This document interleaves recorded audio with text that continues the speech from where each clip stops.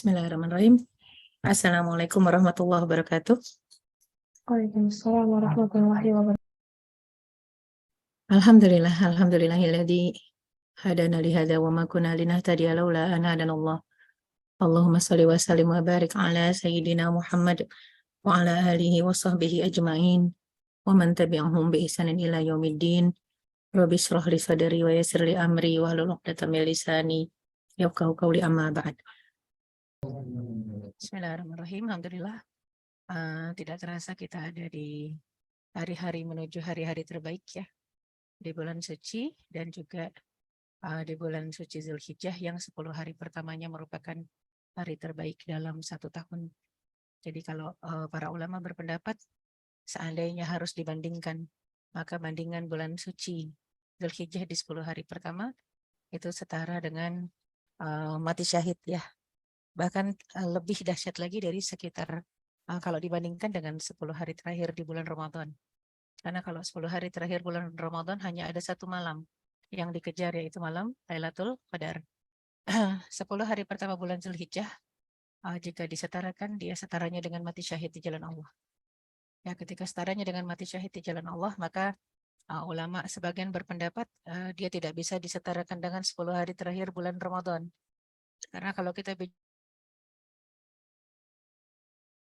kalau kita setarakan antara 10 hari pertama Zulhijjah dengan 10 hari terakhir Ramadan, itu tidak terbandingkan.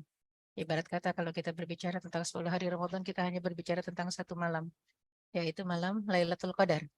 Adapun kalau kita berbicara tentang 10 hari pertama bulan Zulhijjah, maka bukan satu malam, tapi betul-betul 10 hari.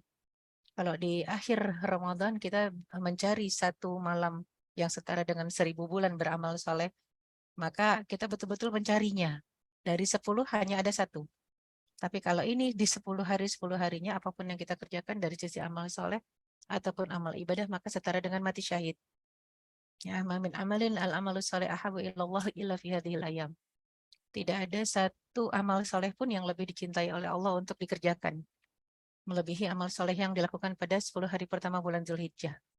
Para sahabat bertanya, apakah pahalanya setara dengan mati syahid atau jihad fisabilillah? Maka kata Rasulullah SAW, tidak setara dengan jihad fisabilillah, kecuali dengan mati syahid, baru setara. Orang yang berangkat jihad dengan harta dan jiwa dan tidak kembali pulang. Ya. Ini hadis dari Abdullah bin Abbas radhiyallahu anhu mengatakan bahwasanya Nabi SAW bersabda, "Ma min ayamin al-amalu salih fiha ahabbu ilallahi min hadhil ayyam."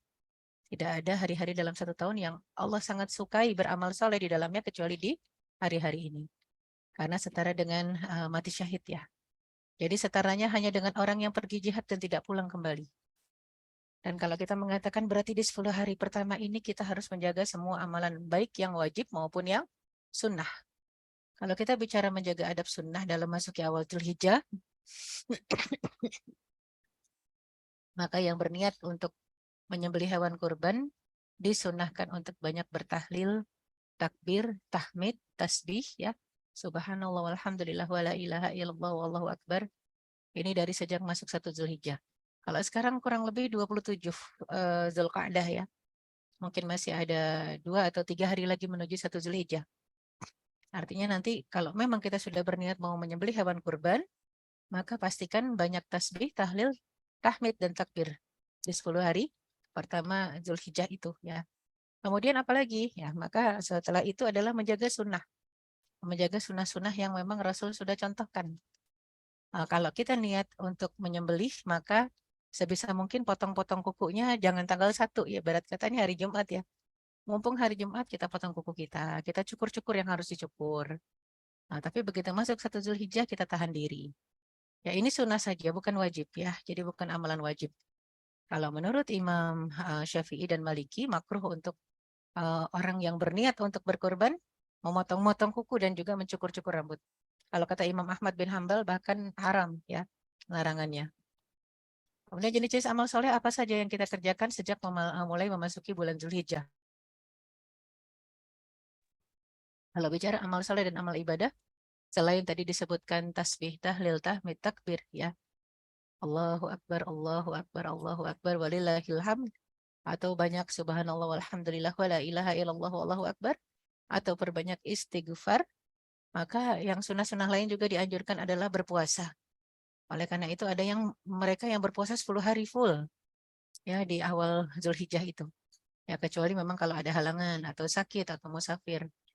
Ya, ini sunnah ya, amalan sunnah dalam artian dia bukan satu kewajiban, tapi alangkah baiknya kalau kita kerjakan setelah yang rukun-rukun atau yang wajib-wajib kita kerjakan, kita tunaikan. Nah, kemudian juga qiyamul lail dan tilawah. Sama seperti kita mengejar tilawah dan khataman di bulan suci Ramadan, maka di bulan-bulan suci yang selain Ramadan, Zulqa'dah, Dzulhijjah, Muharram, merupakan keutamaan kalau kita memperbanyak amal soleh dan amal ibadah termasuk qiyamul lail, ataupun tilawah, ataupun sedekah, ataupun istighfar, ataupun kalau kita lihat untuk yang berniat ya, berniat untuk memotong kurban nantinya, maka jaga amalan sunnah yang dicontohkan Rasul. Tidak mencukur dan juga memotong ya kuku dan bulu.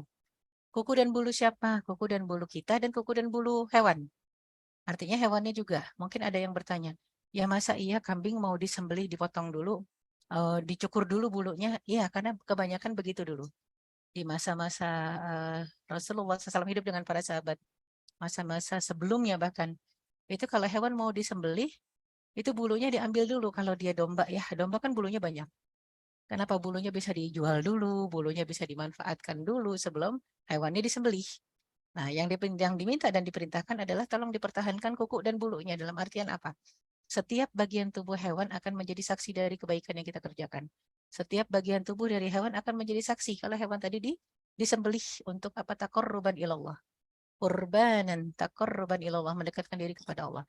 Dan setiap bagian tubuh kita juga. Makanya kenapa kuku kita juga, rambut kita, bulu-bulu kita yang biasanya kita cukur tiap Jumat misalnya. Tapi kalau Jumat itu ada dalam hitungan 10 hari pertama di bulan Zulhijjah, kalau bisa nggak potong-potong, nggak cukur-cukur.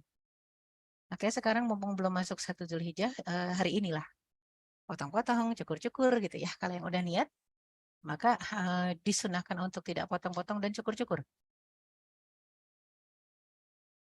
Kalau ada yang bertanya kenapa? Ya karena tadi semua anggota tubuh kita akan jadi saksi, sebanyak bulu dan sepanjang kuku. Ya itu nggak bisa kita remehkan. Mungkin ada yang mengatakan kuku saya emang nggak panjang, ya. Mungkin kukunya cuma setengah senti gitu ya panjangnya. Tapi tetap aja kita sangat membutuhkan. Walaupun jangankan setengah senti. Faman ya'mal misqala dzarratin khairan yarah. Wa may ya'mal misqala dzarratin syarran yarah. Darah itu bukan setengah senti lagi. Darah itu satu titik debu. Satu titik kayak biji selasih ya. Itu kecil sekali. Satu titik atom. Itu akan jadi saksi kebaikan dan akan jadi saksi keburukan. Nah, kita lagi ingin mengerjakan kebaikan, taqarruban ilallah, kurban. Maka berlomba-lomba untuk memperbanyak saksi-saksi tadi. Memperpanjang saksi-saksi tadi ya. Kalau bulu kan banyak ya jumlahnya. Tapi kalau kuku mungkin kita hitungannya panjang ya. Jadinya tidak ada yang remeh di sisi Allah Subhanahu wa taala. Walaupun ini sunnah bukan wajib ya. Nah, kemudian kita lihat lagi infak sedekah juga begitu. Dan perbanyak amal ibadah yang sunnah-sunnah lainnya di 10 hari pertama bulan Zulhijjah ini ya. Kemudian kita lihat keutamaan saum Arafah. Apalagi kalau sudah tanggal berapa? Tanggal 9-nya. Ya, jadi di sana ada hari wukuf. Al-Hajju Arafah. Haji itu tergantung mereka yang wukuf di Arafah. Maka bagi mereka yang wukuf di Arafah harus punya keyakinan. Keyakinannya adalah tidak ada dosa besar dan kecil, sengaja tidak sengaja, lama atau baru, ya, maka itu pasti dihapus oleh Allah Subhanahu wa taala.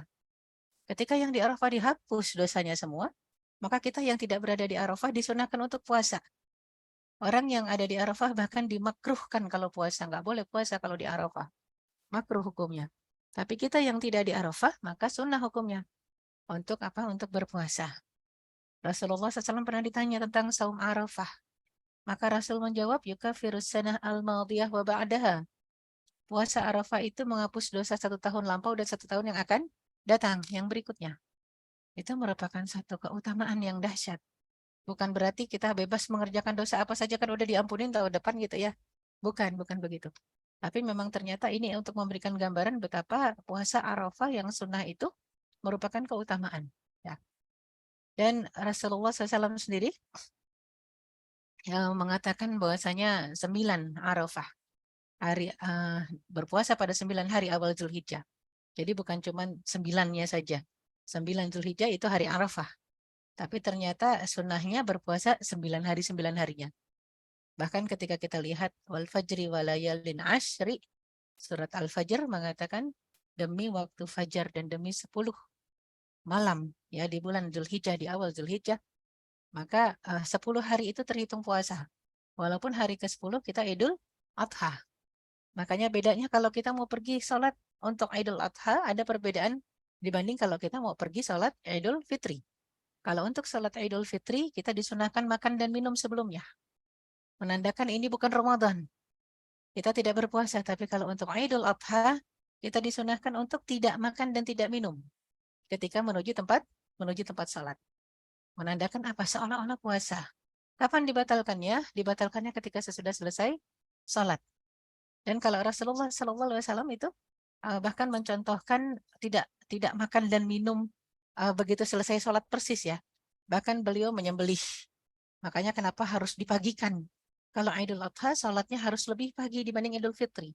Kalau Idul Fitri harus lebih siang. Kenapa? Bukan cuma karena kita tidak puasa. Idul Fitri harus lebih siang karena memberikan kesempatan untuk orang-orang yang belum menunaikan bayar zakat fitrah untuk ya bayar zakat fitrah. Tapi kalau Idul Adha menyegerakan ya sholat Idul Adha. Kenapa? Agar segera disembelih kurbannya, dikuliti langsung, kemudian dipotong, dimasak langsung dimakan. Jadi biasanya kalau dicontohkan dalam berbagai literatur ya di masa Rasulullah SAW hidup bersama para sahabat, setelah selesai sholat Id, Rasul mengajarkan orang-orang untuk melihat beliau menyembelih hewan kurban. Disembelih langsung dikulitin. Cara Rasul menguliti itu mudah sekali. Nggak pakai disayat-sayat ya. Dari ketika korbannya sudah dijungkir balikin, itu posisinya dari belakang udah tinggal dimasukin tangan aja ya. Serut gitu. Kalau kambing itu langsung. Jadinya kayak orang dibukain bajunya. Sampai bawah ya, kayak dikelet gitu ya, dikletek. Nah, langsung dipotong-potong, langsung dimakan. Jadi ada bagian tugas yang memotong-motong selebihnya, ada bagian tugas memasak gitu ya. Jadi memang itu satu gambaran betapa selesai pembagian hewan kurban. Kalau kurban kan sunahnya dibagi mentah. Beda dengan akikoh. Kalau akikoh sunahnya dibagikan saat matang, saat sudah dimasak. Itu perbedaan antara akikoh dengan kurban. Ya, kalau kurban dibagikan mentah. Tapi sebagian berarti ada yang sudah masak tuh, ada yang memasak hewan yang tadi disembelih, langsung dimasak. Jadi prosesnya setelah masakan matang, mereka makan, mereka juga sudah membagikan. Itu satu contoh ya. Bahwasanya di masa Rasulullah SAW menjaga sunnah-sunnah di 10 hari pertama bulan Zulhijjah, itu dengan latihan, dengan banyak zikir, dengan banyak sedekah. Ya, kemudian Rasul juga mendidik generasi mudanya untuk apa? Mudah menyembelih yang sesuai syariat dan juga menguliti sesuai syariat. Adapun nanti kalau Asyura 10 Muharram, ya puasanya beda lagi. Yukaffirus sanah al-madiyah. Dia menghapus dosa 1 tahun yang lampau. Ya, jadi 1 tahun yang lampau, Asyura juga Rasulullah SAW sudah berpesan, Khaliful Yahud wan Nasara. Bedakan diri kalian dengan Yahudi dan Nasrani. Kalau Yahudi dan Nasrani puasa 10 Muharram, maka kalau kita umat Islam kalau bisa tambah satu lagi dengan 9 Muharramnya. Tasu'a. Makanya ada Asyura dengan Tasu'a. Itu untuk Muharram ya. Sesudah Zulhijjah. Maka kalau kita bicara untuk Zulhijjah, Saum Yom Arafah, Kafara Sanatain, Madiyah wa Mustaqbalah. Saum di hari Arafah menghapus dosa 2 tahun. Yaitu tahun yang lampau dengan tahun yang akan datang. Kemudian kita lihat lagi, keutamaannya banyak dalam sebuah hadis Bukhari. Disebutkan ada satu hadis qudsi ya. Jadi hadis qudsi ini firman Allah Subhanahu wa taala tapi tidak merupakan wahyu, tidak merupakan wahyu yang bentuknya Al-Qur'an. Tapi ini wahyunya dalam bentuk hadis namanya hadis qudsi. Allah Subhanahu wa taala mengatakan mazala abdi yataqarrabu ilayya bin nawafil hatta uhibbuh. Ya, jadi kalau ada hamba yang mendekatkan diri kepadaku dengan amalan-amalan sunnah, pasti aku akan mencintainya. Tentunya sesudah mereka mengerjakan maftaratuhu, sesudah mereka mengerjakan apa yang aku fardukan. Jangan bicara sunnah kalau yang fardu masih berantakan. Ya, jangan bicara sunnah kalau yang fardu nggak dikerjakan dengan sempurna. Maka Rasulullah SAW menyampaikan pesan Allah itu dalam hadis qudsi, bahwasanya Allah SWT melihat seorang hamba yang mengerjakan yang fardu saja sudah bahagia. Apalagi kalau hambanya menambah dengan amalan sunnah, maka bukan cuma sekedar Allah suka, tapi Allah cinta. Dan kalau aku sudah mencintainya, kata Allah SWT, wa idza ahbabtuhu kuntu sam'ahu alladhi yasma'u bihi. Aku akan menjaga pendengarannya yang dia menggunakannya untuk mendengar. Artinya apa ketika dijaga Allah SWT? Ya, apapun yang didengarnya dia hanya ingin mendengar yang baik-baik saja. Nggak suka mendengar yang buruk-buruk.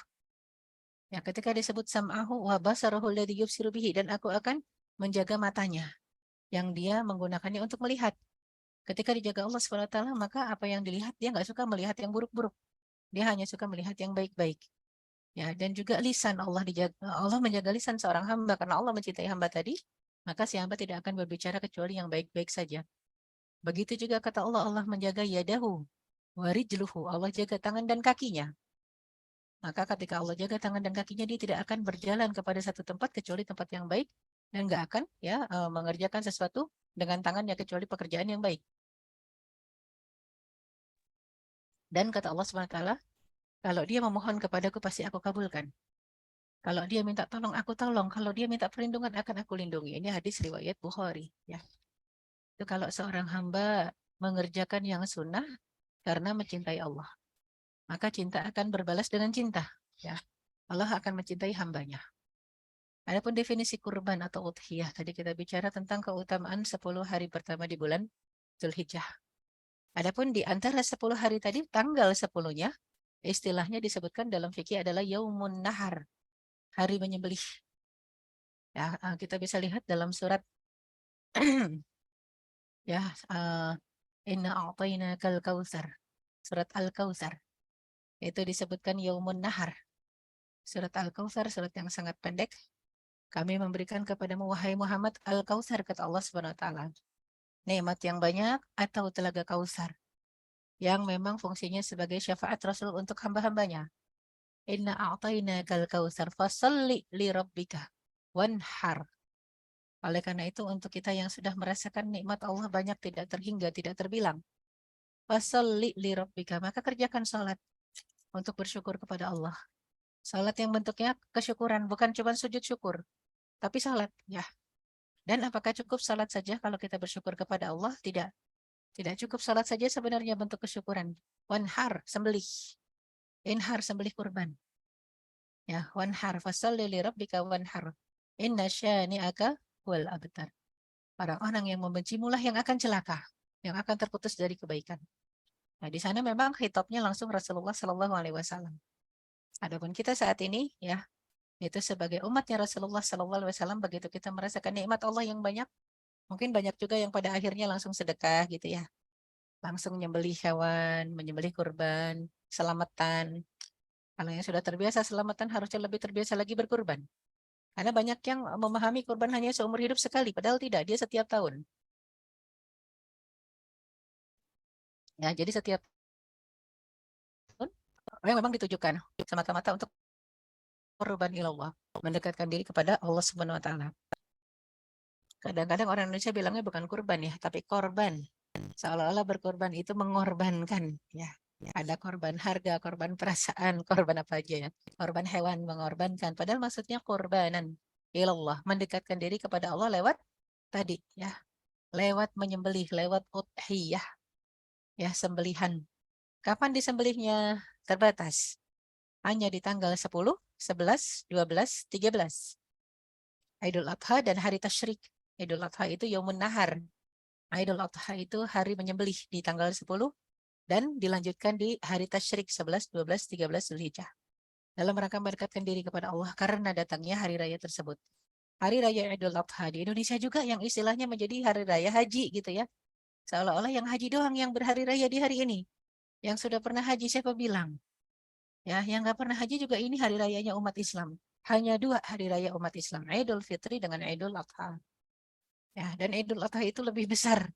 Hari raya yang harusnya lebih gegap gempita dibanding Idul Fitri. Tapi justru kebalikan, hanya di Indonesia. Idul Fitri lebih meriah dibanding Idul Adha.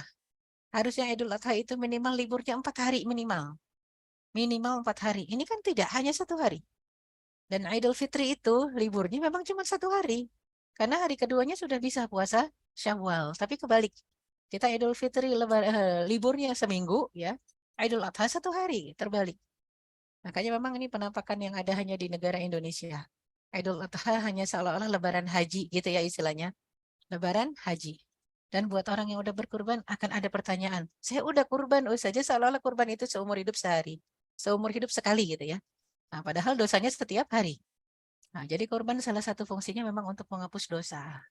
Dosa yang dikerjakan setiap hari dan ditebus hanya dengan 1 ekor sembelihan seumur hidup itu nggak cukup.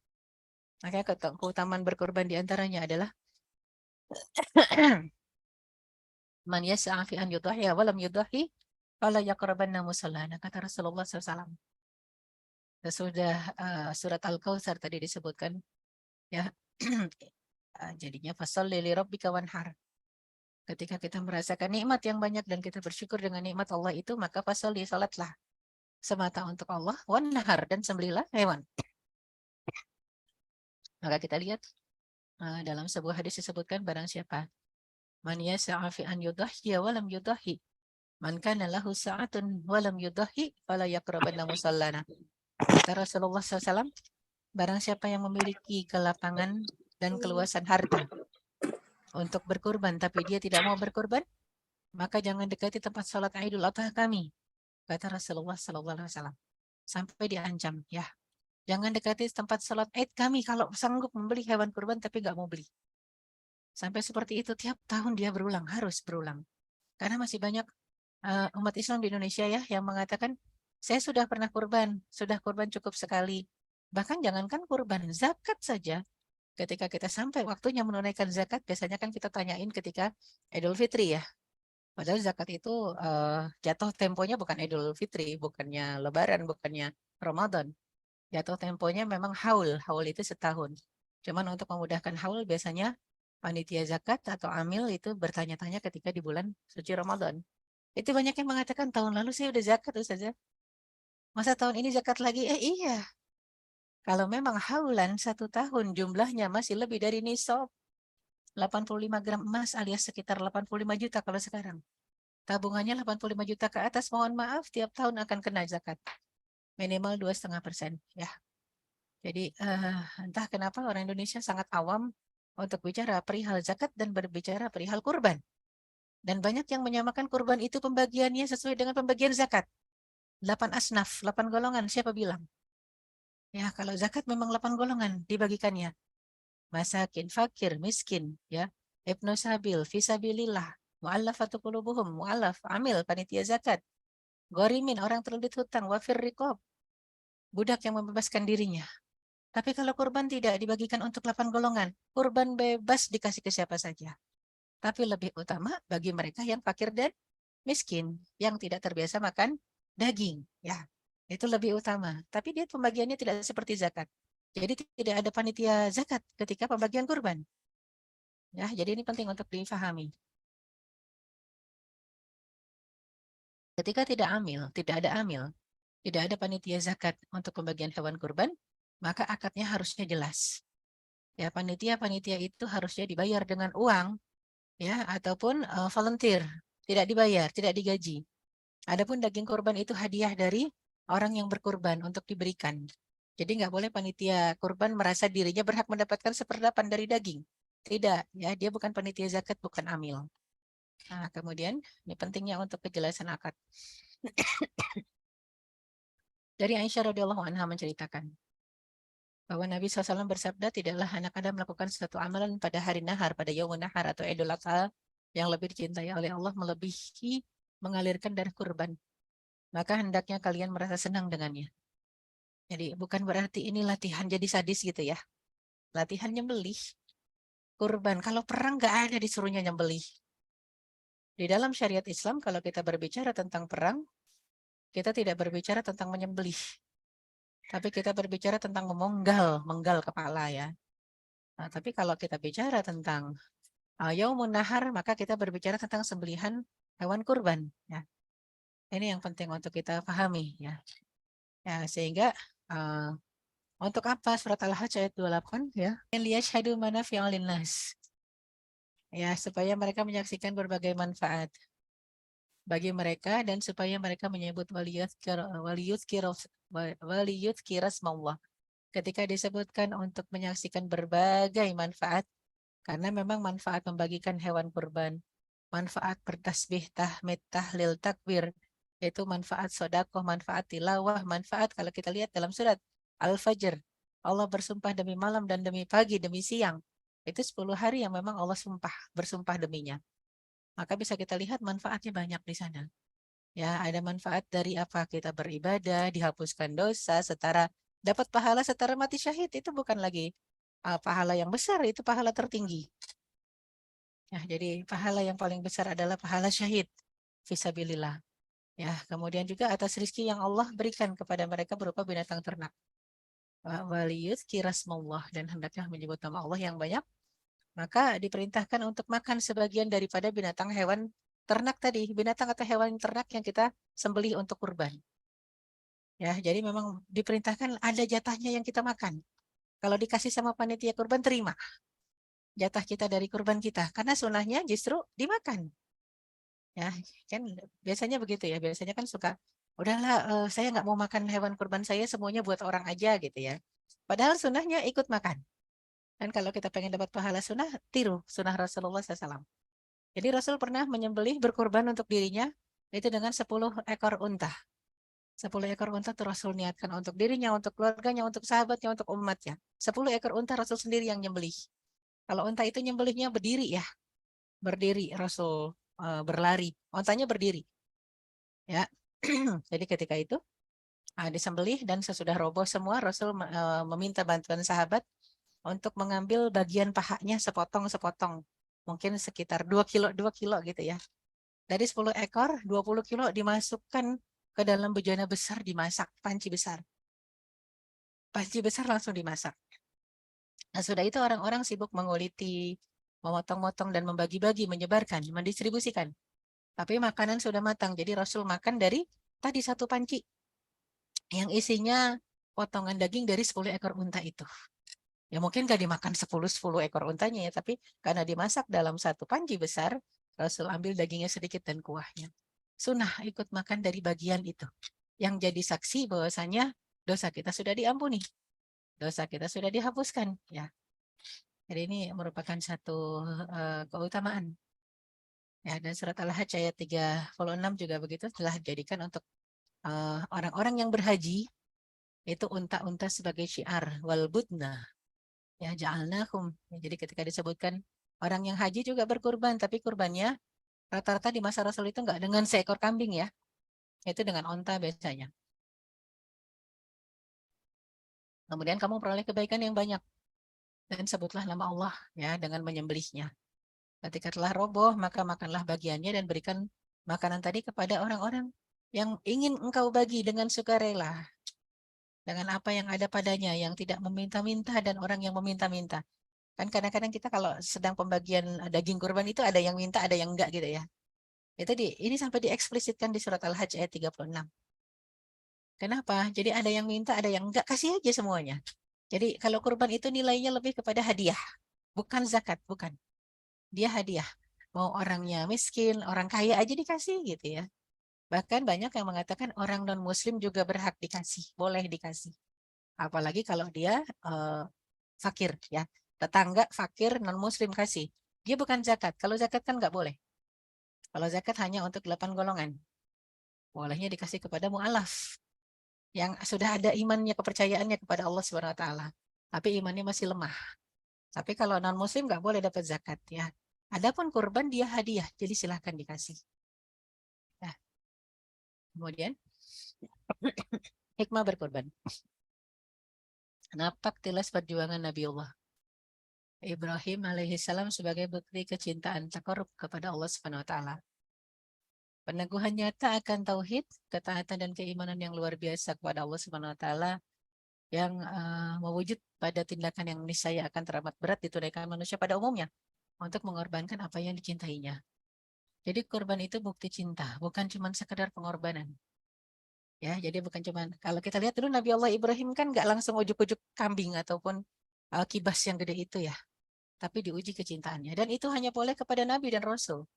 Kalau pada saat sekarang nggak boleh ada seorang ayah mengatakan kepada anaknya, nak, aku diperintah Allah untuk menyembelih kamu. Wah, ini berarti ayahnya udah rada gila gitu ya. Tapi kalau dulu memang karena mimpinya Nabi dan Rasul itu adalah wahyu. Sehingga Nabi Ibrahim alaihissalam berbicara kepada putranya, Ismail. Ya bunayya ini ahrafil manami anni athbahuka fangdur mada taro. Wahai putraku, aku lihat dalam mimpiku, aku sembelih gitu ya. Aku menyembelihmu. Maka apa pendapatmu? Ya, jadi itu dahsyatnya kita lihat udah ada perintah dari Allah dan anaknya juga terdidik dengan baik, yang anaknya juga ternyata Nabi dan Rasul, maka itulah jawaban Nabi Ismail ketika ayahnya mengatakan, aku lihat dalam mimpi. Maka kata Nabi Ismail, mimpi itu kan wahyu buat Nabi dan Rasul. Ya, ya abati fa'al ma tu'mar. Wahai ayahanda, kerjakan apa yang diperintahkan Allah kepadamu. Satajiduni insyaallah minas sabirin. Ya, saya engkau akan dapat ya aku termasuk hamba yang sabar. Ini bisa kita lihat kecintaan Nabi Ibrahim kepada Allah, walaupun juga cinta kepada putranya. Tapi kalau Allah sang kekasih, kekasih yang paling utama memerintahkan untuk menyembelih anak yang paling dicintainya, anak pertamanya, anak yang sudah diupayakan didapat dari berpuluh tahun yang lalu. Nah, ini pentingnya ya. Jadi untuk kita tidak mengatakan sesuatu yang akan jadi ujian buat kita. Dulu sebelum punya anak, Nabi Ibrahim pernah mengatakan, ya Allah, seandainya engkau memberiku anak, ya, dan engkau perintahkan aku sembelih anakku, maka ini saya akan aku kerjakan. Karena belum punya anak. Kita mungkin begitu juga untuk yang lagi ujian ya, lagi ujian hidup, pengen punya mobil, belum punya mobil. Kita mungkin mudah dengan mudahnya mengatakan, ya Allah, kalau aku punya mobil 5 atau 10, aku kasih orang tuh 3 biji nanti buat aku, yang 7 itu karena nggak punya. Tapi coba nanti ya, ketika Allah menguji dengan mewujudkan apa yang kita cita-citakan, pasti ada rasa berat di sana. Pasti akan ada rasa berat ya. Mungkin ada juga ya, ya Allah, saya kok belum punya suami ya, ya Allah berikan suami gitu. Nanti kalau sudah ada, mungkin banyak yang belum menikah akan mengatakan begitu. Kalau udah punya suami, saya nggak akan egois. Teman-teman saya yang belum nikah juga nggak apa-apa gitu ya. Akhirnya jadi suaminya boleh nikah lagi dengan yang lain. Itu boleh jadi sebelum punya suami. Begitu punya suami nanti akan ada fitnah, ada ujian. Ya, seperti Sarah dengan Hajar. Ya, kenapa Nabi Ibrahim menikah dengan Hajar dan akhirnya melahirkan Ismail? Itu kan atas keinginan Sarah. Sarah kasihan ya. Wahai suamiku, kita nggak punya anak, kita udah tua-tua. Nikahlah dengan Hajar ya. Itu kalau lagi waras perempuan kayak gitu. Nikahlah dengan Hajar. Ini saya, engkau akan punya anak ya, dan itu kan anakku juga. Begitu nikah sama Hajar, Hajarnya hamil, nah digoda setan, Sarahnya digoda setan. Ya, ibarat kata yang usul dia, yang ngambek dia, yang marah dia gitu ya. Nah ini ujian buat setiap wanita. Jadi kalau kita bicara hikmah berkorban, apalagi sekarang mendekatkan diri kepada Allah, harganya tidak murah. Kurban itu, hewan kurban harganya udah mulai mahal sekarang ya. Kalau dulu mungkin 1,5 juta, 2 juta masih dapat kambing yang setahun tapi kecil gitu ya. Ya kalau sekarang domba mungkin ya. Kalau sekarang susah. Kalau mau yang rada sedang-sedang 3 juta, 3,5 juta. Ya, banyak yang mengatakan susah untuk mencapai cita-cita itu, menyembelih tiap tahun.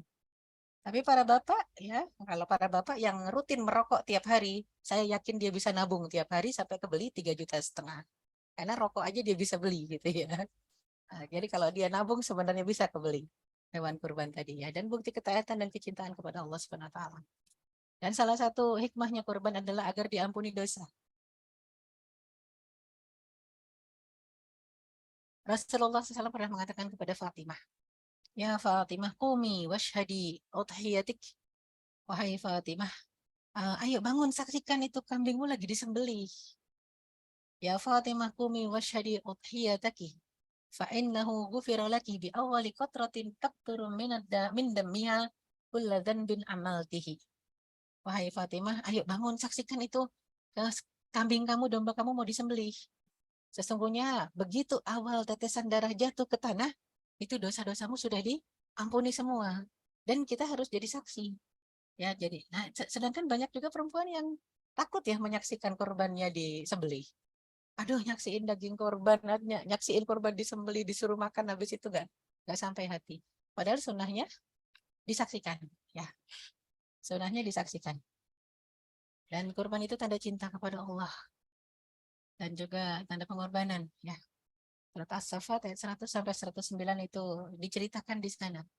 Ketika Allah SWT memanggil ya Ibrahim pada sadak ya. Kamu sudah membenarkan mimpimu. Ya. Oleh karena itu, wafadainahu bidzibhin azim. Kami gantikan kecintaanmu kepada Allah itu dengan sembelihan yang besar. Jadi begitu pisau nempel ke leher ya, naudzubillah ya Allah kalau kita jangan dikasih ujian yang kayak begitu. Ya ini kan Nabi dan Rasul. Pisau nempel ke lehernya Ismail alaihissalam, itu Nabi Ibrahim sudah merem. Merem nggak berani ngelihat. Ya. Nah itu ketika pisaunya nempel ke lehernya Nabi Ismail alaihissalam kan dibaringkan nabinya. Tapi begitu sudah dia benar-benar dia iris itu disembelih, itu di belakang ada yang nyolek-nyolek. Wahai ayahku, ternyata Nabi Ismail gitu ya. Jadi jangan ditanya itu sihir apa atau sulap apa, enggak, itu udah kehendak Allah. Ternyata begitu lihat, kambing kibas. Wa fadainahu bidzibhin azim. Kambing yang besar sekali yang bertanduk. Dan Nabi Ismail sudah nyolek-nyolek di belakang ya. Allah sudah menggantikan itu ya, menggantikanku dengan sembelihan yang besar. Jadi kita lihat di sana balasan bagi orang-orang yang berbuat kebaikan dan mencintai Allah di atas segalanya. Wa fadainahu bidzibhin azim. Kami tebus anak itu dengan seekor sembelihan yang besar. Ya, jadinya begitulah akan aku abadikan kata Allah. Pujian untuk Ibrahim di kalangan orang-orang yang kemudian. Salamun ala Ibrahim. Sampai detik ini kalau kita tahiyat, salat, kita baca salawat. Salawat Ibrahim ya. Allahumma salli ala Muhammad wa ala ali Muhammad kama sallaita ala Ibrahim wa ala ali Ibrahim wa barik ala Muhammad wa ala ali Muhammad kama barakta ala Ibrahim wa ala ali Ibrahim fil alamin innaka Hamidum Majid. Selalu disandingkan antara Rasulullah Muhammad SAW dengan Nabi Ibrahim alaihissalam. Jadi hukum berkorban kita bisa lihat. Ya, hukum berkorban ini banyak ulama yang mengatakan untuk orang yang diberikan kelapangan rezeki, maka hukumnya wajib. Adapun untuk orang yang terbatas rezekinya, hukumnya sunnah muakkadah. Sunnah yang sangat dianjurkan. Jadi kalau nggak punya uang, itu aja udah sunnah muakkadah. Kalau punya uang jadi wajib. Dahsyat. Jadinya memang ini pendapat mayoritas ulama seperti itu. Dan setiap pagi malaikat itu ada dua. Yang satu mendoakan, satu ngutuk. Melaknat. Yang mendoakan Allahumma a'ti munfiqan khalafa. Ya Allah berikan ganti bagi orang yang berinfak. Tapi yang satu lagi ngedoain yang buruk. Allahumma a'ti mumsikan talafa. Ya Allah untuk orang yang pelit, hancurkan hartanya, bangkrutkan. Wah itu lebih repot ya. Artinya jangan sampai merasa kita nggak punya. Ya nggak punya uang untuk berkurban. Harusnya sih sudah diupayakan dari setahun yang lalu. Syarat sah hewan kurban. Bahimatul an'am. Hewan ternak. Jadi kurban itu ya kambing, sapi, onta. Kalau akikah apa akikah? Akikah terbatas. Kambing dengan segala jenisnya. Ada kambing, ada domba, ya ada kibas. Itu kalau akikah. Tapi kalau kurban tiga jenis ini. Kambing, sapi, onta. Sapinya mau betina, mau jantan, mau kerbau silakan. Bison boleh. Onta juga begitu. Kalau bahasa Arab itu ada jamal, ada nakoh, ada butna itu ya. Itu jenis-jenis onta. Terus usia hewan kurban harus cukup. Onta 5 tahun, sapi 2 tahun, kambing 1 tahun, domba 6 bulan. Ini usia minimal. Hewan kurban tidak boleh cacat fisik, buta, pincang, sakit, nggak boleh. Boleh jantan, boleh betina. Tapi diutamakan jantan, kenapa? Karena kita khawatir menzolimi anak yang tengah dikandung. Atau menzolimi anak yang tengah menyusui. Kalau betina, gitu ya. Jadi afdolnya jantan, tapi boleh betina. Kalau kita udah lihat, nih, kambing saya betina udah 3 tahun nggak hamil-hamil, kayaknya nggak mungkin hamil, boleh disembelih, nggak masalah. Ya. Biaya pengadaan, nah ini bedakan antara pengadaan dengan peruntukan. Kalau pengadaan hewan kurban hanya boleh dari 1 orang untuk kambing dan 7 orang untuk sapi serta 10 orang untuk unta. Pengadaan ya, uangnya sumbernya dari mana? Tapi kalau untuk ditujukan, itu tidak terbatas. Tidak hanya kambing untuk 1 orang, tidak. Dulu Rasulullah SAW menyembelih seekor kambing untuk diniatkan buat dirinya, buat keluarganya, buat sahabatnya dan buat umatnya. 1 ekor kambing. Makanya kenapa sampai sekarang juga kita tetap disuruh, diperintahkan ya untuk mengutamakan kalau bisa. Kalau nggak bisa seorang satu cukup satu kambing untuk satu keluarga. Ya, jadinya kalau satu kambing satu keluarga itu ya satu rumah satu kambing cukup. Kalau memang nggak bisa satu orang satu, ya. Dan jadi kurban ditujukan tidak terbatas pada individu yang mengeluarkan biaya untuk membeli, tapi juga bisa diperuntukkan untuk keseluruhan keluarga dan orang-orang yang diniatkan. Rasulullah SAW pernah berkorban untuk dirinya dan seluruh umatnya. Atau ketika beliau hendak menyembelih kambing kurban sebelumnya, ya beliau mengatakan, ya Allahumma syhad, ya Allah saksikan kurban ini minni wa ummati man lam yudhahi. Kurban ini dariku dan dari umatku yang belum berkurban. Karena mungkin Rasulullah SAW membayangkan kalau kambingnya harganya mahal, hewan kurbannya harganya mahal, suatu saat mungkin umatnya nggak bisa membeli daging kurban. Akhirnya disembelih dulu, ya. Dan Nabi SAW melakukan demikian agar umatnya tidak mampu berkorban tetap mendapatkan pahala selayaknya seorang muslim yang telah berkorban. Adab sunnah ketika menyembelih. Ya, hendaknya pemilik kurban menyembelih sendiri hewan kurbannya atau menyaksikan penyembelihannya. Ini yang jarang ya. Ini yang jarang terjadi. Biasanya hewan kurban itu dititipkan di masjid atau tempat penyembelihan. Jarang disembelih sendiri, apalagi sapi ya. Kalau sapi kan diwakilkan biasanya ke tukang jagal. Kambing aja kita jarang kok nyembelih sendiri. Ya, rata-rata dititipkan ke masjid. Dan sunahnya kalau nggak kita nyembelih sendiri, kalau kita yang perempuan menyaksikan penyembelihannya. Dan ihsan dalam menyembelih. Maksudnya ihsan itu apa? Baik banget. Tidak mengasah pisau kurban di depan mata hewan kurban. Ya, jadi nggak boleh kita ngasah pisaunya tuh di depan hewan kurban. Dan tidak menyembelih kurban di depan hewan-hewan lain yang sedang nunggu giliran. Ya, jadi nggak boleh. Dan hewan kurban dihadapkan ke kiblat dan dibaringkan di atas lambung kiri. Di hadapan ke kiblat dibaringkan ke atas lambung kirinya. Ini penting, ini adab sunnah ya, walaupun bukan wajib tapi kita bisa dapat pahala sunnah kalau kita kerjakan. Disyariatkan membaca Bismillahirrahmanirrahim. Bismillahirrahmanirrahim. Kemudian diikuti dengan hadamin kawalaka anni atau anfulan atau anfulanah. Ya Allah, ini untukmu dari siapa? Ada minka, walaka. Ya, untukmu ya Allah semuanya itu anni wa an. Ini dari diriku, dari siapanya disebutin. Dari kita, dari keluarga kita, dari siapa? Misalnya dari sahabat kita, dari orang tua kita yang udah meninggal. Cuman kan kalau itu dititipin ke orang jadi repot ya. Kita nitipin ke masjid, panitia masjid suruh bacain yang banyak pasti nggak mau. Jadi ditulis saja dari keluarga fulana, dari keluarga fulan. Udah selesai, itu simpel. Berdoa agar kurbannya diterima di sisi Allah Subhanahu wa taala. Allahumma taqabbal minni min fulan wa fulanah. Ya Allah, terima dari diriku, dari siapa, untuk siapanya itu sebutkan. Orang menjadikan bagian dari hewan kurban sebagai upah bagi jagal. Nah, ini juga di Indonesia kadang masih terjadi. Misalnya, jagalnya mengatakan 500.000 Bu untuk nyembeli sapi. Kita mengatakan 300 saja ya Pak, yang 200.000-nya ini deh Bapak silakan ambil kulitnya sama kepalanya sama buntutnya. Nah, ini nggak boleh. Bagian tubuh hewan kurban itu hanya boleh jadi hadiah, tidak boleh jadi upah, nggak boleh jadi alat pembayaran. Itu yang harus kita perhatikan. Ya. Dan sahibul kurban, orang yang berkurban boleh memanfaatkan daging kurbannya untuk beberapa hal.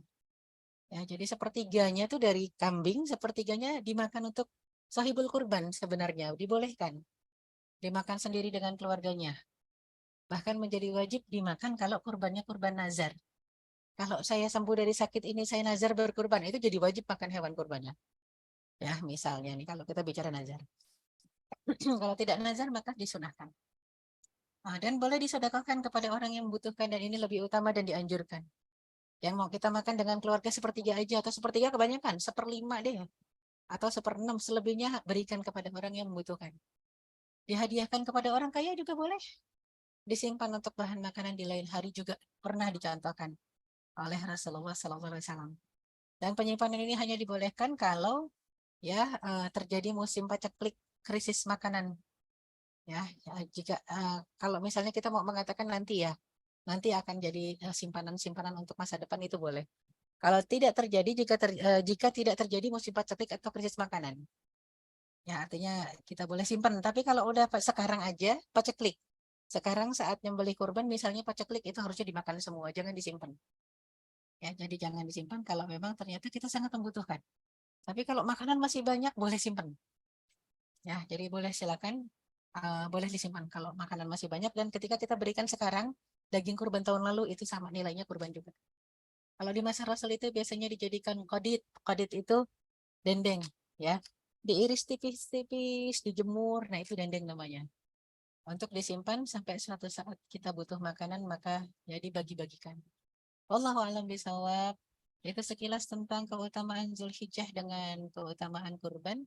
Semoga Allah SWT memudahkan kita untuk bisa berkurban dan juga beramal soleh di 10 hari pertama Zulhijjah yang setara dengan mati syahidnya. Amin ya rabbal alamin. Wabillahi Amin, taufiq wal amin, hidayah. amin. Wassalamualaikum warahmatullahi wabarakatuh. Waalaikumsalam warahmatullahi wabarakatuh. Masya Allah, Alhamdulillah. Jazakillah khair Ustazah. Penyampaiannya, Masya Allah, sangat kompleks dan lengkap banget. Semoga teman-teman, terutama saya, kita bisa mengamalkan apa yang Ustazah sampaikan tadi. Dan Insya Allah ini sudah ada banyak banget yang mau tanya berkaitan dengan fikih kurban nampaknya Ustazah ya. Ya, Ini Mami. mohon izin saya bacakan mulai dari yang awal ya Ustazah. Izin bertanya, saya setiap tahun memberikan biaya kurban untuk ibu dengan tujuan menyenangkan hati. Saya sendiri belum pernah berkurban. Eh, apakah mendapatkan pahalanya juga Ustazah? Tafadhol Ustazah. Ya, mohon maaf saya mau tanya ibu masih hidup atau sudah wafat? Ini nggak tahu nih, ibunya masih hidup atau sudah wafat? Mungkin dari Bu Yuni boleh di-unmute, masih ada? Ya, oke. Masih hidup. Masih hidup ya, masih hidup ya. Jadi ibunya masih hidup. Ya, apakah boleh untuk menyenangkan hati sedangkan kita sendiri nggak pernah berkorban? Kenapa kita tidak kerjakan satu kurban untuk rame-rame? Jadi diniatkannya, ya Allah kurban ini untukku dan untuk ibuku dan untuk keluargaku, itu dapat semua. Sayang kalau diniatin untuk satu orang. Sedangkan kita juga bisa berkorban padahal. Ya Allah kurban ini satu ekor ini untuk ibuku, untuk aku, untuk adikku, untuk siapa lagi terserah sebutin satu-satu. Ya, jadi memang perkaya amal soleh dan pahala dengan banyak ini ya. Itu kalau uang kita terbatas ya. Tapi kalau ternyata uang kita tidak terbatas, maka silakan kalau kita pengen ngasih hadiah buat ibu satu, kita satu. Dan kalau ketika kita satu, berarti kita niatkan untuk semua orang ya, yang kita kenal, yang dekat dengan kita. Dan ibu satu bisa diniatkan berdua dengan bapak misalnya. Jadi ibu kita sampaikan ke ibu ini korban ibu berdua dengan bapak. Nah, kebanyakan konteks di Indonesia itu kenapa nggak pernah begitu? Karena pertama tidak sesuai dengan sunnah, nggak pernah membaca hadisnya ataupun literatur sirahnya di masa Rasul itu pertama. Yang kedua kita punya pengertian hewan kurban itu satu orang satu. Karena jadi kendaraan nyebrang sirat, nggak ngerti itu literatur dari mana. Katanya nyebrang sirat titian itu, titian rambut dibelah tujuh itu pakai hewan kurban. Siapa bilang? Ya, kita pakai upaya kita sendiri, bukan pakai hewan kurban kita. Jadi ternyata satu nilai, satu niat saja itu nilainya bisa lebih banyak dari apa yang kita duga selama ini ya. Jadi dengan niat. Sayang apalagi kalau kita nggak pernah kurban. Ya, jadi salah kalau kita menyenangkan hati orang tua dengan kurbannya untuk orang tua saja. Padahal kita bisa niatkan, ya Allah untuk saya, sebutin namanya masing-masing. Untuk saya, untuk ibu saya, untuk bapak saya, untuk keluarga saya itu dapat semua. Allah alam bisa. Amin. Alhamdulillah. Amin. Selanjutnya ini tentang program kurban online. Apabila kita mengikuti program kurban online untuk saudara-saudara di daerah yang masih kekurangan atau distribusi kurbannya belum rata. Jadi kita tidak bisa mengikuti adab dan sunnah sebagaimana yang Rasulullah contohkan. Itu hukumnya seperti apa, Ustazah? Iya, boleh, nggak masalah. Jadinya ulama sepakat untuk pendistribusian hewan kurban itu boleh saat ini boleh ditunda, boleh dirubah bentuk menjadi kornet, dendeng, ya. Artinya boleh masuk ke pelosok, ke pedalaman, atau juga tadi disembelih. Misalnya kita hanya kirimkan uang untuk siapa saudara-saudara kita di Palestina misalnya, ya mereka yang sudah terkena dampak, apalagi di Suriah nggak pernah ada lagi hewan yang bisa dimakan dagingnya, maka silakan kirimkan uang di sana, kita hanya dikirimin foto. Ini hewan kurbannya sudah disembelih. Sudah itu sudah cukup, nggak perlu ngerasain, nyicipin, tapi itu sudah masuk ikut sunnah. Karena apa mendistribusikan ke tempat orang yang membutuhkan. Ya, wallahu alam bisawab. Baik, Alhamdulillah. Selanjutnya ini ada 2 pertanyaan yang sama, izin saya rangkum. Ya. Assalamualaikum Ustazah. Jika suami yang berkurban, apakah seluruh anggota keluarganya seperti anak dan istri juga diwajibkan untuk tidak memotong kuku atau mencukur bulu selama atau sebelum disembelihnya hewan kurban? Iya. Jadi memang ada dua pendapat ulama. Ada yang mengatakan tergantung niatnya. Kalau niatnya suami dirinya sendiri, maka dia saja sendiri yang tidak potong-potong, ya tidak cukur-cukur. Tapi kalau niatnya kepala keluarga untuk semua anggota keluarga, maka bagusnya semuanya juga ikut tidak potong-potong dan tidak cukur-cukur. Itu pendapat ulama ya. Kalau kita bicara pendapat, berarti kita bicara perbedaan fikih. Perbedaan fikih ini tidak keluar dari batasan haram kecuali tadi Imam Ahmad bin Hambal yang mengatakan haram. Selebihnya hanya sunnah, makruh kalau dilanggar. Ya, jadi silakan mau yang sempurna kita pakai semua. Jadi nggak potong-potong karena kita diniatkan juga masuk ke dalam sana. Ya, tapi kalau misalnya kita ambil pendapat cukup orang yang nyembelih saja. Ya, artinya siapa yang memang utama dia yang beli, dia yang nyembeli, tapi dia niatkan untuk kita semua. Akhirnya pahalanya bisa kita dapat, tapi kita tidak terikat aturan sunnah tadi. Tidak terikat potong-potong dan cukur-cukur yang dilarang tadi. Jadi boleh ada dua pendapat. Kalau ada yang mengatakan, kadang-kadang gitu, kalau ada dua pendapat, bingung Ustazah, pilihin dong. Pilihin pendapat mana gitu ya. Ya, cari aja yang mana lebih susah untuk kita kerjakan, itu insya Allah yang lebih besar pahalanya. Yang lebih susah, yang paling besar dan paling berat untuk kita kerjakan. Ya, mana yang lebih berat? Ya, tentunya jaga-jaga, nggak motong, nggak nyukur itu lebih berat. Ya, jadi itu mungkin insya Allah yang lebih lebih afdal. Sama seperti ibadah malam, sholat malam tahajud untuk orang yang insomnia, mohon maaf, ya itu nggak berat untuk orang yang nggak bisa tidur. Jadi pahalanya lebih sedikit dibanding untuk orang yang cepat letih, cepat capek, tidurnya pules, itu lebih berat. Semakin berat mengerjakan satu ibadah, semakin besar pahalanya. Cari tantangan. Yang berat yang mana? Wallahu a'lam bishawab. Alhamdulillahirrahmanirrahim. Selanjutnya dari Bu Desti. Anak saya berniat berkurban kambing dari hasil THR-nya, namun kurang. Akhirnya kakaknya juga mau ikutan berkurban. Jadi satu kambing untuk 2 anak. Kakaknya sudah balik, adiknya belum. Apakah kedua anak ini digugurkan dosa-dosanya saat darah-darah hewan kurban berkucuran? Ya, Tafadhol Ustazah. ya, Masya Allah pertanyaannya. Ini yang saya lihat dari pertanyaan ini masalah pengadaan. Karena tadi disebut hasil THR-nya kurang. Makanya kakaknya ngikut bantuin. Berarti pengadaan. Ya, masalah pengadaan. Tadi disebutkan kalau pengadaan, afdolnya kambing dari 1 orang, afdolnya sapi dari 7 orang, afdolnya unta dari 10 orang. Pengadaan. Kalau peruntukan tidak terbatas. Jadi gimana nih kalau yang pengadaannya kambing aja udah patungan? Ini mending 2 orang. Kadang-kadang kalau di sekolah kambing aja dari 50 anak-anak gitu ya. Itu harusnya akhirnya dihadiahkan ke 1 orang. Ya, contoh ini kakaknya bantuin kan hasil THR-nya kurang, kakaknya bantuin. Atau karena kakaknya yang sudah ambil balik, kakaknya yang bilang, ya udah dek, ini kakak tambahin, kakak niatkan kambing ini untuk kita berdua. Nah, jadinya yang sudah akil balik yang berniat. Kambingnya jadi diwakilkan ke dia. Jadi kamu, mungkin kalau anak yang belum akil balik nggak ngerti ya. Jadi ibarat kata begini, misal kita dalam satu sekolah patungan, anak-anak kita di satu TK patungan 50 orang berhasil membeli seekor kambing. Itu gimana caranya? Hadiahkan dulu ke gurunya misalnya. Bu guru, kita kasih nih ya hadiah 1 ekor kambing untuk Idul Adha, untuk kurban. Bu guru nanti berniat untuk dirinya dan untuk keluarganya dan untuk semua anak-anak yang sudah menghadiahinya kambing. Itu dapat semua. Tapi kalau cuman patungan satu kambing dari 50 orang, kemudian diniatin kurban, itu nggak jadi kurban niatnya. Itu cuman sedekah. Niatnya cuma sedekah. Jadi memang harus dihadiahkan dulu ke 1 orang. Kalau sapi, hadiahkan dulu ke 7 orang. Kalau kita beli sapinya 100 orang nih, patungan 100 orang, kebelilah sapi 30. Misalnya, sapi 30 juta dari 100 orang misalnya gitu ya. Satu orangnya 300.000 misalnya. Nah, itu nggak bisa kita mengatakan, ayo ini kita niatkan 1 ekor sapi untuk rame-rame satu sekolah. Nggak bisa, karena 1 orang cuma 300.000. Karena pengadaan sapi dari 7 orang idealnya. Artinya apa? Kita pilih dulu 7 orang yang kira-kira layak untuk dikasih hadiah itu. Misalnya merebut masjid, tukang apa lagi, misalnya tukang sapu di sekolah, security di sekolah, atau kemudian mungkin yang azan, ya, ataupun juga ustadz. guru ngaji, udah kita hadiahkan ke 7 orang.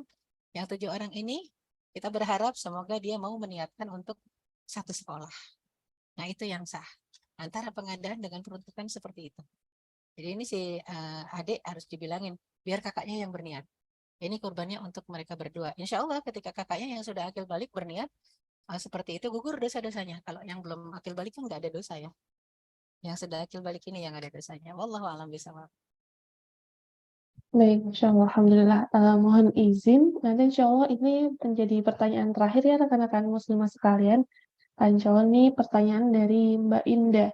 Ustazah, bila saya ingin berkurban namun belum akikah, baiknya kurban terlebih dahulu atau akikah? Ini seperti Waduh, tiap tahun, Amin. dulu, iya, ini tiap tahun ada begini nih pertanyaannya. Akikoh dulu atau kurban dulu gitu ya. Sekarang saya tanya, orang tua masih hidup nggak? Kalau orang tua masih hidup, tolong orang tua untuk mengakikahi kita. Di hari korban boleh nggak masalah. Kenapa kok di hari korban? Di luar korban juga nggak masalah. Cuman kita pengen di hari korban karena pahalanya biar double-double itu aja. Cuman perbedaannya kalau akikah kan biasanya dibagikan matang sunnahnya. Ya kalau kurban dibagikan sunnahnya mentah. Itu aja bedanya. Ya jadi kalau emang niatnya niat akikah ya sekalian ngambil sunnahnya dimasak dulu gitu ya. Baru dibagikan. Cuman ketika disembelihnya di hari kurban beda. Ini hari-hari terbaik dalam satu tahun. Ya 10, 11, 12, 13. Jadi afdalnya gimana kalau memang orang tua masih hidup, bantu orang tua untuk meniatkan tahun ini mengakikah anaknya. Kenapa? Karena sayang. Kalau kurban itu sunnah individu, setiap orang. Tapi kalau akikah itu lebih tugas orang tua. Kasihan orang tua kita kalau tidak mengerjakan tugasnya, apalagi masih hidup. Beda kalau sudah wafat, selesai, finish, nggak bisa diwakilkan tugasnya. Ya, kalau sudah wafat gimana? Udah kita tinggal kirim pahala kurban buat orang tua kita yang wafat. Tapi karena masih hidup, tolong. Kalau masih hidup, tolong bantu mereka untuk menjalankan tugasnya. Karena ternyata doa-doa itu dari anak, banyak riwayat menceritakan, karena Rasul mengatakan, Al-Ghulam murtahanun bi'aqiqatihi. Seorang anak itu tergadaikan dengan akikahnya. Kayak gelang emas kita yang ada di Pegadaian. Katanya kan menyelesaikan masalah tanpa masalah Pegadaian tuh ya. Jadi gelang emas kita ada di Pegadaian, nggak bisa kita pakai kalau nggak ditebus kan. Nah, doa-doa anak kita nggak nyampe ke kita. Kalau nggak ditebus dengan akikah. Ayo, gimana caranya supaya sampai akikah? Dan itu tugas orang tua, bukan tugas anak. Ya, jadi kalau ada anak yang sudah, orang tuanya sudah wafat, anaknya belum diakikah gimana? Ya sudah kirimkan pahala, pahala kurban saja. Kirimkan pahala kurban. Bukan dengan mengakikah diri sendiri, karena nggak ditanya itu. Itu kewajiban orang tua. Akikah adalah kewajiban, tugas individu, sebenarnya bukan kewajiban. Ya, bukan kalau akikah kewajiban orang tua, maka kalau kurban itu merupakan sunnahnya individu. Walaupun bagi yang mampu, ulama berpendapat hukumnya wajib. Ya, wallahu a'lam bishawab. Iya, Masya Allah. Mungkin berarti kalau semisal eh, uangnya kita bantu gitu ya Ustazah, itu nggak apa-apa, tapi ditunaikan tugasnya Ya, oleh orang tua kita gitu, boleh ya? ya, boleh uangnya dari kita. Apalagi kalau orang tua kita nggak punya penghasilan. Uangnya dari kita bantuin. Pak, Bu, tolong diniatkan untuk akikah tahun ini. Nah, sebab banyak apalagi kalau di perkampungan ya, itu orang tua nggak paham kalau anaknya itu diakikahnya pakai kambing. Ada yang mengakikahnya dengan 40 ekor ayam, satu anak. Ada yang anaknya 6 ternyata ibunya sudah mengakikah 240 ekor dengan 240 ekor ayam. Tiap satu lahir 40 ekor ayam. Satu lahir 40 ekor ayam. Sekarang ibunya ikut pengajian baru sadar. Waduh, 6 kambing gitu ya. Iya. Akhirnya dicicil tiap tahun. Tiap harusnya kurban dia mengakikah. Allahu a'lam bishawab. Insya Allah, Alhamdulillahirrahmanirrahim. Jazakallah khair rekan-rekan muslimah yang sudah mengajukan pertanyaan untuk siang hari ini. Dan sekali lagi, jazakallah khair Ustazah Arika sudah menemani kita semua untuk belajar lagi tentang fikih kurban dan juga amalan-amalan amaliyah sunnah yang dianjurkan untuk dilakukan di bulan Zulhijjah. Insya Allah, menghitung hari, tinggal beberapa hari lagi kita persiapkan fisik kita, mental, finansial juga untuk tadi mengerjakan sunnah-sunnah yang sudah diajarkan oleh Ustazah, sebagaimana yang Rasulullah teladankan, berikan contohnya kepada kita semuanya. Insya Allah, amin. Kuku Mungkin terakhir hari kita ini ya. Kuku cukupkan. terakhir hari ini. Iya, Gunting potong kuku kukunya. terakhir hari ini. Potong kuku terakhir sekaligus sunnah hari Jumat juga ya. Jadi Iya, biar kita nggak tergopoh-gopoh nantinya bisa dilaksanakan ini mumpung masih ba'da zuhur nanti sebelum maghrib ya. Semoga bisa tunai. Insya Allah Demikian untuk kajian muslimah kita pada siang hari ini.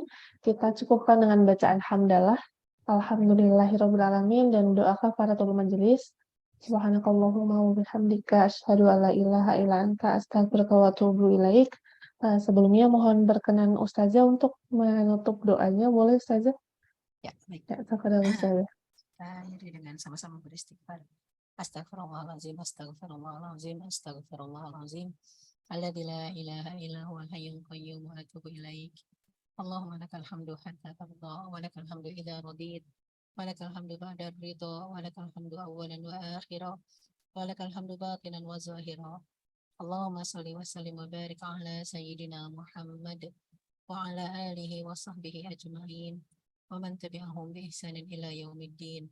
Allahumma taqabbal minna innaka antas samiul alim wa tub alaina innaka antat tawwabur rahim. Rabbana zalamna anfusana wa illam taghfir lana wa tarhamna lanakunanna minal khasirin. Rabbana la tuzigh qulubana ba'da idh hadaytana wa hab lana min ladunka rahmah innaka antal wahhab. Allahumma arinal haqqa haqqan warzuqna ittiba'ah wa arinal batila batilan warzuqna ijtinabah. Allahumma inna nas'aluka husnal khatimah wa na'udzu bika min su'il khatimah. Rabbana hab lana min azwajina wa dhurriyyatina qurrata a'yun waj'alna lil muttaqina imama. Rabbana atina fid dunya hasanah wa fil akhirati hasanah wa qina adzaban nar. Subhana rabbika rabbil izzati amma yasifun wa salamun alal mursalin walhamdulillahi rabbil alamin. Wabillahi taufiq wal hidayah. Wassalamualaikum warahmatullahi wabarakatuh.